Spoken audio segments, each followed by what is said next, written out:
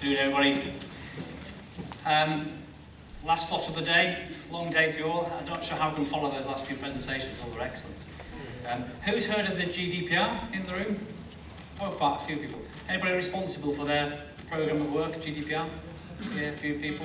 Everybody got a GDPR programme of work in their organisations? Yeah? Yeah, it's strange really, because this has been on the statute books for nearly 2 years, 18 months, and I've been watching it since about 2010, but it's still not really hit the news. I haven't really got much time for it, so I'm not going to spend about 90 minutes talking through a real overview of the GDPR, so I might have to skip a few slides, if that's okay. I'm Phill Brining with the Director of Data Protection People. We're based in Leeds, we're a specialist firm. I've been doing this for over 12 years, data protection work. Got a good range of clients from different variety of industries, which gives us great exposure to the same challenges and the same issues all over the country and into Europe. Most of what we're doing at the moment is audit work and analysing where people are, there's a gap between the GDPR compliance and the current Data Protection Act compliance. We do lots of project work. We also represent organisations as their data protection officer, and we've got a software platform. Thank you very much for the invitation to join you today, and thank you to the guys at Spartan Global for putting me in touch with John to get me on the stage. What I was aiming to cover was a bit of a background on the data protection law, try and make it as lightweight as I can. It's quite slide heavy, this presentation. John's got a copy if you want a copy of the slides afterwards. I really want to emphasise really why it is so different between the Data Protection Act and the GDPR. I'm going to try and give some practical examples of how we suggest you get motoring with this, if you're not already motoring with it, and then just some ideas about how to find out more help. There's quite a lot of, and there's more on here, not on here, of legislation relating to data and handling of data.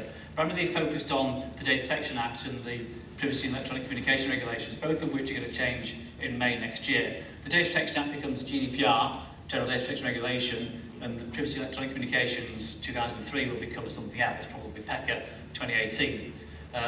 Brexit's going to happen in March 2019, and I'm afraid it's all going to change again. And I got some practical examples of how the Data Protection Bill, which is currently going through Parliament, is different from the GDPR. Some quite interesting differences, actually. I thought just real quickly then how and why GDPR is different from the Data Protection Act. Broadly, it's much broader scope. There's new definitions of personal data. The principles are different if you know much about Data Protection Act. It's broader territorially. It covers the people who are servicing European clients. That's anybody in the world. It's got more rights, so as individual citizens it's good because we've got more rights. As organisations it's more difficult because people have got more rights and they're much easier for them to access. Again, I'll go into that in more detail. Penalties have gone up. Everyone's heard about the level of fines going up from a maximum of £500,000 to a maximum of 20 million euros or 4% of global annual turnover, whichever is greater. I've got a bit of advice about that as well. There's a lot more direct obligations on controllers, data controllers, people who are controlling the processing of data. And there's also obligations on data processors. That's brand new. So currently, if your data processor loses your data, it's your problem. But going forward, there's going to be a lot more issues between yourselves and data processors. We're already finding that when we're negotiating contracts with people. But to me, the biggest difference is this whole notion of accountability. Currently, data protection law is very passively policed, and we're expected to comply with it. But going forward, it's still going to be passively policed, but there's much more emphasis on the accountability. We have to be able to demonstrate that we're compliant. And so we go to presentations quite frequently. I'm on another one tomorrow. Actually, the last slot tomorrow is a comedian, so hopefully today's last slot is regarding to be a comedian. But it's very similar to Data Protection Act. It builds on it. It's nothing that's revolutionary. So a lot of the rights that are being surfaced in the GDPR already exist in the Data Protection Act. They're just more difficult to access. You've got to go through the courts to access them. But it's this whole notion of accountability that I want to try and stress. So in terms of its broader scope, there's new definitions of personal data. For instance, you probably can't read this at the back. This is the current definition of the Data Protection Act, and this is the definition under the GDPR. And the things I want to highlight is the word any information relating to a living individual, any information. And it gives us examples such as identification numbers, location data, physical and mental and genetic information. This is all brand new really. It's all been speculations as to whether it's been classified as personal data in the past, but now, by law, this is the definition of personal data. So currently the GDPR isn't saying, oh, you can't process this kind of stuff, but what it means in practice is the GDPR is going to reach much deeper into information systems. So So where you've already got location data you're tracking, maybe you've got vehicles, maybe you've got personnel, you're tracking their movements, then, or customers even, then that's currently not regulated by the law. But the GDPR, it is. And that's the point, really. What does that represent, do you think? Minnie Mouse, got it. So if Minnie Mouse is my idea of a joke, by the way, if Minnie Mouse was a living individual, would that be personal data? Could that be used to identify her? I would say it would. So, you know, it's, again, my idea of a joke. So the principles are different as well, slightly different. So the current first principle, fair and lawful processing, the new word of transparent is slotted in. So processing has to be fair, lawful, and transparent. Now, transparency is something that is new to us. You know, what does that mean? Does that mean you have to publish your penetration test results to demonstrate transparency? Or is it all about you know, how you're treating data, where you're putting data geographically? All these kind of factors are all new to us. We've got to work our way through the GDPR and make sure we've got it all right. Another big change is this fifth principle, which currently, as you probably all know, is we're allowed to retain data only as long as is needed. But the GDPR says we can only retain data in a personally identifiable format for as long as is needed, which suggests we have to anonymise it at some point in our processes or pseudonymise it and then erase it at the end of the life of that data. The big principle for me, again, the daddy of all principles, the mother of all principles, is the seventh principle. The controller should be responsible for and be able to demonstrate compliance with those principles. And what does that mean? That means you have to have evidential record-keeping systems, evidence in the fact that you're observing these principles in every aspect of the processing of personal data. That's a real big change in the law.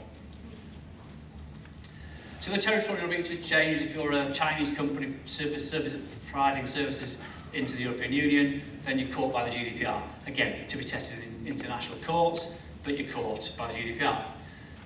It catches processes. I'm going to come on to that a little bit later on. It's more prescriptive, a little bit more prescriptive than the Data Protection Act, but it has got far greater obligations and more responsibilities than the Data Protection Act. So, a much broader scope. Data subjects have got more rights, I mentioned that. I'm going to take you on a little journey in a second, a very fictitious journey. You'll see how my mind works in a minute. But this is a list of the information rights people have got and the references to them in the GDPR, the various articles. Imagine you've got a customer, okay, and they raise a subject access request. Everyone know what a subject access request is? I want a copy of all my data. You know. I've got a slide which isn't on this deck, which is 36,000 emails that weren't released to the data subject. 36,000 emails. Imagine the amount of manpower to go through those. Anyway, you've got a month for them in the GDPR to go through the performance of a subject access request. Currently, you've got 40 days, and you can charge £10 fee in the main. But you can't charge anything with the GDPR. You've only got a month. So these are relatively easy to fix. You know, they might object to supply data back. They might say, "Oh, you got this information wrong about me. I'm insisting you correct it under Article 35 of the GDPR." Again, these are rights they've currently got. They have to go through the courts. Now, the obligation of the controller to exercise those rights and uphold those rights. So updating data is dead easy. Just change your database. But Article 19 of the GDPR expects you to also tell other people you shared that data with to update their records as well. Now, do you know who that is? Do you know who you shared each individual record with in terms of any data sharing? Most of our clients don't have the granularity in their databases. They might also, within the pack you've sent back, say, hang on a minute, you're profiling me. I'm objecting to profiling, and we've got a right under Article 21 to object to profiling, so, you know, that's okay. I'm interested in how you're handling all these things. Have you got a case management system to log information rights requests? Are you updating preferencing flags? Have you got a preferencing flag on your CRM system for profiling? I've only seen do not mail, do not call, do not fax. Everybody uses fax these days. We also have a right under Article 18 of the GDPR to restrict the processing of their data whilst this investigation is going on. Yeah? Now, can you do that? Can you ring-fence records and hold them in a suspended state? You're expected then to weigh this kind of a conflict of rights, our right to process data against the individual's right to privacy. Again, if you've got a mechanism for doing that, who is making that impartial decision? This is under Article 21(2) of the GDPR. If you can not demonstrate any overriding rights that are much more compelling than those of the data subject, then you have to erase the data. There are some caveats and circumstances. I'm not trying to scare people, I'm trying to highlight how this all might work. Article 17(1)(f), erasure of data. Oh, and tell those people you've shared it with to erase the data as well. Finally, what I want to highlight is Under Article 20, then the individuals could say, I want to make a portability request. You know, I've supplied you with lots of data, I want it back to transfer it to another supplier. Again, that's a right that people have got in the GDPR. At the end of the day, after you've been through all this kind of process, and this is a fictitious journey, obviously, then we know what right have you got to retain that data if somebody's taking you down this journey exercising their rights. I thought rather than putting up a load of slides, a load of legal gobbledygook, it might be easy just to run a fictitious journey. The biggest right that I wanted to highlight that I think has got the biggest impact is the right to compensation.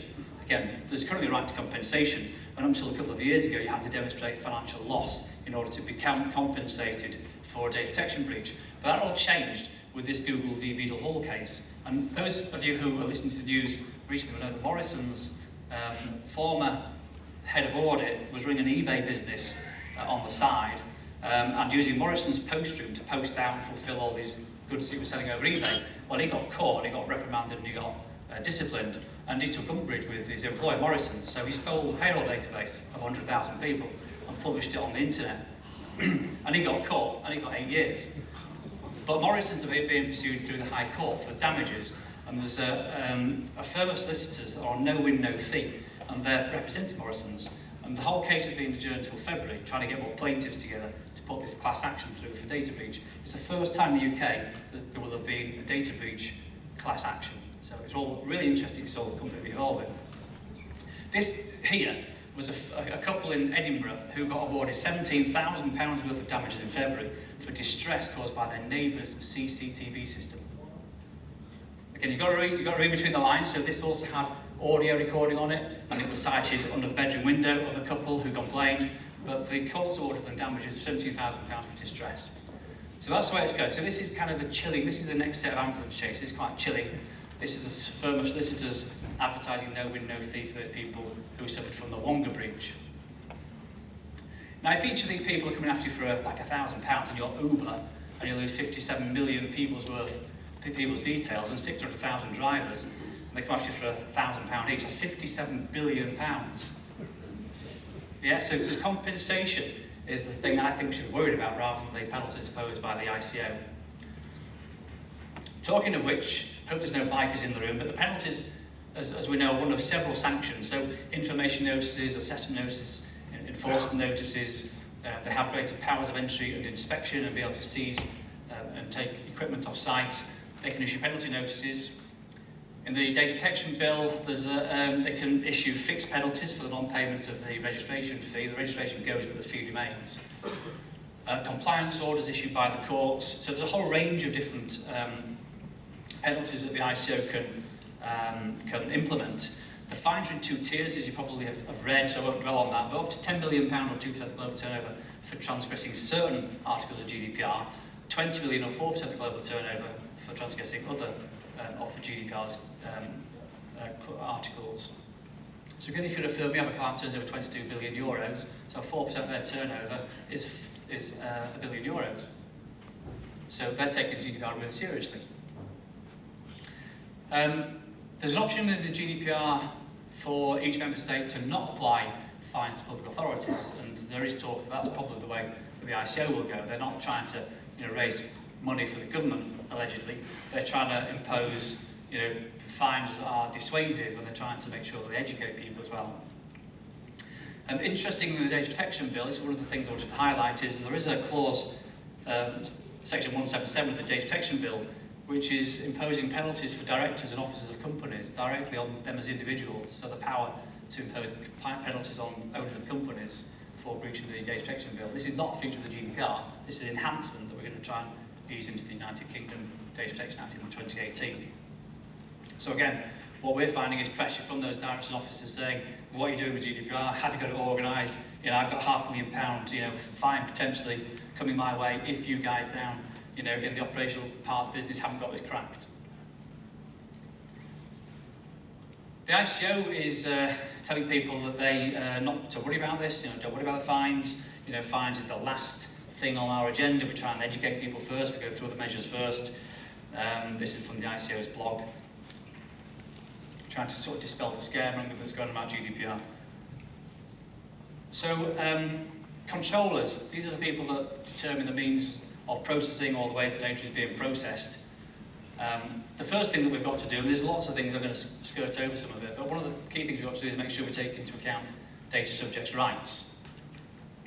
There's a huge cultural change we've got to engineer in our businesses and organisations. This is the big one, I think, again. And those who are familiar with this sort of Deming cycle of plan, do, check, act for continual improvement, we need to get this and apply it over the processing of personal data. In the plan box, we've got to do things like have data protection policies. We've got to have a policy, we've got to have training plans, we've got to get embedded in our organisations this ethos of privacy by design. Some great examples came out in the morning session I thought about. One that Cal said, I wrote it down and I can't remember what it was, but I thought that's privacy by design, where people are designing into processes privacy rather than us coming at the end being asked, oh, is there anything you need to change about this project, Phill, that's going live, we've spent £1 million on. Well, actually, change the whole thing, actually, but there you go. An information risk register, undertaking privacy impact assessments or data protection impact assessments, and having KPIs for data protection. How many organisations have got KPIs? How many breaches? How many hours of training? How many information rights requests? Which policies are being changed? What audits have we done? All these kind of KPIs need flushing out, because this is the thing that we can measure our progress in terms of whether we're managing to change the culture or not. In the do box, everyone knows about the technical and organisational measures. Enough said about security today, so I hadn't intended to talk about security at all, to be honest. This ethos of privacy by design, again, breach and near-miss recording, privacy notices, subject rights, observing the 7 principles. This is where your employees are doing what you ask them to do, sticking to the policy suite. The check bit is really where the accountability records. There's a legal obligation in the GDPR to audit and to check the effectiveness of your control measures, which is an audit. What logs and records have you got to demonstrate compliance? What reports go up to the board level? Are the board interested in this kind of stuff? Do you do any management review? And how are you checking that everything is healthy from a governance point of view inside of the business, information governance point of view inside the business? And the act bit is, if things are not working, who is doing something about it? Is there a management committee? Is there a data protection officer?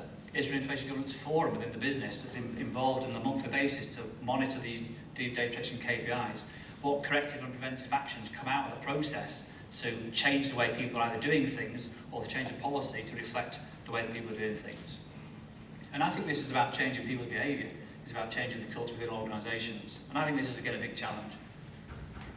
We talked about 6 principles, I won't dwell on them again, so big obligation for controllers, stick to the principles. Accountability, this is a big one. How are you able to demonstrate compliance? Have you got records that can proof if all hell breaks loose and the ICO is coming in doing an investigation? How can you demonstrate compliance with the GDPR? That's really the core of what you should be asking inside the organisations. Interestingly, the GDPR, along with, like the Data Protection Act, is fairly unprescriptive in terms of information security. It's not one of the things you need to declare on privacy notices, for one thing. And when you're looking at what it says, it's pretty much the same as the Data Protection Act. You've got to take the necessary precautions, technical and organisational, to protect data against accidental loss, destruction, damage, and unlawful processing. So it gives it, it's quite unprescriptive, it leaves it open to us, which again, what people don't like about the data protection law is it leaves it up to us to make our decisions, and then we've got to be able to justify those decisions if things go wrong. The objective here is to reduce the likelihood of a breach or a security incident, and to reduce the damage and the impact of it if one does occur, or when one does occur. Again, a lot said about hacking. I know the hoodie in there, mine's a red one, not a black one. Personal data breach is a defined term in the GDPR, that's what one is. Yes, it's an unauthorised loss, alteration, destruction of personal data. So this is a technical failure. There's other issues you can have with the GDPR, like failing to collect data lawfully, etc. But this is about technical failure. Mandatory to report them. So what the rules say, I'll skip through this bit because of time. Effectively, breach occurs, you identify the breach, you internally report it, to who's there looking after it, an internal investigation, a risk assessment, because ultimately what we have to determine is this a notifiable breach or not? Not all breaches are notifiable to the ICO. Only breaches that may present a risk to data subjects. Now, my book is that any breach is going to present a risk to data subjects. I can't think of any breach that wouldn't, apart from maybe you'd lost, sent an email to the wrong address, but it had to be somebody else who sat next to you, so it didn't go outside the company. Technically, it's a breach, but there was no risk to the data subjects. Any other kind of a breach presenting a risk to data subjects, has to be notified to the Information Commissioner's Office within 72 hours of it being identified. Again, have you got the process in place to do this? Do people know what to look for? I've heard lots of talk today about you probably won't even know you've had a breach for several weeks or months. We've then got to evaluate the risk to individuals, because if there's a high risk to individuals, we have to notify the individuals that they've suffered from a breach, being the victim of a breach, or the media if there are too many people to make that practicable. So again, this is optional at the moment. We have quite a few breaches last week actually with our clients. They ring me up saying we lost a laptop, lost a bag of paper. I can't remember what else it was, but quite a few of them. Do we have to notify the ICO, Phill? Well, no, it's not a legal obligation, but you know, serious breaches should be reported. It's good practice. Do you think this is serious, Phill? Well, it's involving children. You know, you've got their names and addresses, their schools. Probably should be reporting it, yeah. But you don't have to. All right, then we won't. Well, I'm afraid after May, they're going to have to. And tell the children and their parents and probably the schools. Another big one I wanted to just touch on was sharing data. Again, people have to share data all the time in order to get things done. You know, you've got payroll outsourced, you've got pensions outsourced, you've got confidential waste shredding outsourced, you've got hosting companies outsourced, you've got all sorts of different data processing activities that are outsourced. Currently, the controller carries the can for any data processing. So your confidential waste guys turn up, take 20 bags away, one falls off the back of a truck, it's your fault, it's your problem for not ensuring that they were a diligent supplier. That's not the case with the GDPR. I'll pick out some highlights. GDPR is quite clear about what we're expecting from data processors, but one of the things they can't do is sub-process without telling you. And this is causing quite a few problems, because we're asking our clients and say, well, you know, who's hosting your IT? And they say, oh, these guys down the road. Okay, well, where's the data going after that? Oh, they're sub-processing it. Well, they're not allowed to without your authorization going forward. So you better get hold of them and find out where that chain ends. And the chain is going all over the world, as you can imagine. That's nothing new. You know, data processors have got to implement appropriate security measures. They have to allow you to audit them. I've been negotiating contracts with some software suppliers, and first off, they were all pushing back saying, well, I'm not having that in the contract. Well, sorry, but it's the law after that. You have to have it in the contract. The GDPR says you have to. They also have to help fulfilling subject rights. So, you know, helping with information searches, helping you investigate breaches, all those kind of things. They have to return all the data or delete it after processing. They have to make available to the controller any information to help you convince you they're complying with the regulation. And this is a really interesting one. Immediately inform the controller if it's an opinion and instruction from the controller that infringes the regulation, which means they have to understand what the GDPR is all about.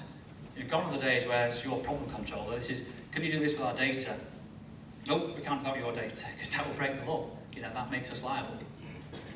So what you're going to find is lots of tension between you and data processors now.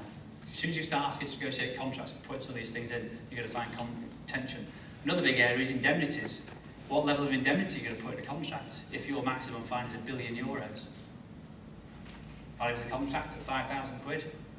So there's lots of you need to kick this process off now if you've got data processors. So ultimately, you know, our responsibilities are to, you know, balance the subject rights, to translate the law into what you're doing, to apply strong and effective controls, and check that, you know, the law is being complied within your business. I'll skip on, but essentially this is what it's telling us to do. Again, time pressures. In brief, the processor's obligations that they may need to appoint a data protection officer as well as you. So again, the GDPR is quite clear about that. If you're, you know, undertake certain activities, you need to appoint a DPO, whether a controller or a processor. They also have to keep records of processing activities, which have to be available to you on demand, and the ICO. So again, these are direct obligations on processors, which don't currently exist in the law. And most of the time when you've got small companies providing services like web design, for instance, they're completely oblivious to the fact that the law is changing in 7 months' time, and it's going to catch them. These are the kind of things that they would expect the process to put in place. Talked about the data protection bill, so liability directors, I let the cat out of the bag early on, so I will skip over this. But you know, these people may be proceeded against and punished accordingly. And we don't have no idea what those punishments may be, but you know as well as I do, the ICO has been tried for custodial sentences for at least 5 or 6 years. So you know, who knows where that'll end up. PECA are changing as well next year. Nothing really new. It picks up the whole issue of consent and aligns it with the GDPR. It also aligns the penalties with the GDPR. Consent, if you're not aware, is no longer implied consent is no longer valid under GDPR. There's lots of rules around consent. Consent's got to be as easy to withdraw as it was to give. So consent is probably the least attractive lawful grounds for processing now going forward. You need to be looking for different legal basis for processing. This is new again in the PECA. PECA has also introduced regulation of Internet of Things and over-the-top internet service providers like Skype, who are providing a service over the top internet. They are currently unregulated completely in terms of the law, the data protection law. They're now being regulated by the revisions to PECA. This seems to be, if you're storing any user content, such as text, videos, etc., of your clients, then you have to remind them every 6 months of their right to withdraw their consent. So again, if you're providing that service, you've got clients that provide that through portals, user portals, this is quite an onerous obligation. It doesn't say nearly 6 months or almost 6 months, this is 6 months. What, for the date of signing up to the service? Not really sure, but again, this is quite onerous. So the only way you can achieve this, I think, is eating the elephant in small chunks. First thing you need to do is find out where you are. I mean, most of the hands that went up in the room, you obviously had some kind of audit or gap analysis performed and know exactly where you are, where your compliance gaps are. I think probably have to skip through this, but these are the kind. If you get the slides from John, these are the kind of things you need to be asking. Are you transferring data internationally? If you've got records of processing data, if you've got training awareness going, etc., etc. Establish the as is. I think the way that we're approaching projects is we're looking at it in 4 different kind of chunks. The first thing to do is start raising awareness immediately. The law's changing, it's going to get us. We've all got to be on board with this.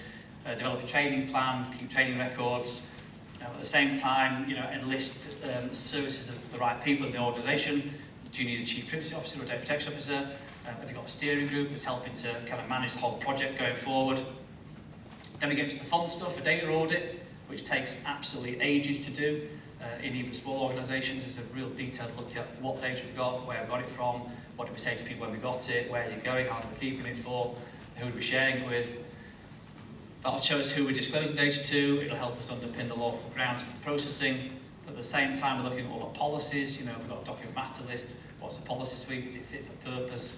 All those kind of things. This all really comes together with all these different steps. Again, I'm happy to talk this through afterwards, but I think I'm short of time. Security controls is a big area to look at. Failure of security controls is a breach. Therefore, we've got to have a look at breaches after we look at security plans. Writing privacy information brings all this together because this kind of stuff's got to be on privacy notices going forward. We've got to have an audit plan in place. We've got to consider information rights. And at the end of the project, once you've got all these steps taken, then another compliance audit to see how we can demonstrate compliance. That was a real lightning run through that, for which I apologise. But really, we need a structured approach. We've got some documents you can have, no problem with that.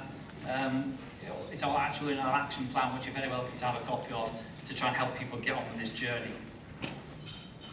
If you want to find help, there's loads of help out there. This is my favourite, because I wrote it, our action plan. If you get a copy, there's 100 tasks in it, they're all broken down into little steps, all referenced back to the GDPR, an estimate of how much time I think it might take you to go through each task. We've got a load of projects working and we're using this as a template. It's timetabled, it's reportable, you know where you are with it. It often feels like we're trying to herd cats when we're in the land of GDPR readiness. So I'm sorry it was really fast. As I say, I'm not going to take 3 times as long to run through at a much slower pace. Actually put more slides in the deck, usually when I'm doing this. So if you've got any questions over on the panel, and I'll be around afterwards if you have any further questions. But thank you very much for your time. I hope that was